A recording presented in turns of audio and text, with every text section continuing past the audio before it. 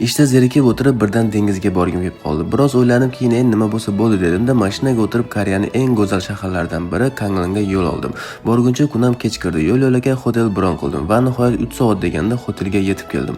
Narsalarimni oldimda hotel tomon yo'l oldim. Hotel ham dengizning yonginasida joylashgan ekan. Bu yerdagi manzaraga esa gap bo'lishi mumkin emas. Uzoq yo'l yurib juda charchadim. Tezroq xonamga kirib uxlasam va ertaga mazza qilib dengizni sayr qilsam dedimda va xonamga yo'l oldim. Xona ham shinamgina ekan. Oynadan esa cheksiz okean ko'rinib turadi. Wow, hotel tanlashda adashmabman.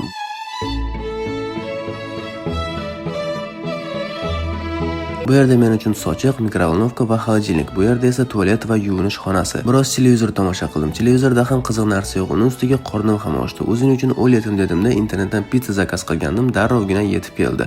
Pizzani ko'tarib dengiz bo'yiga yo'l oldim. Tunda dengizni bo'yida bir o'zing yolg'iz tushlik qilishga nima yetsin va hayot go'zal. Har bir lahzani quvonch bilan yashash kerak.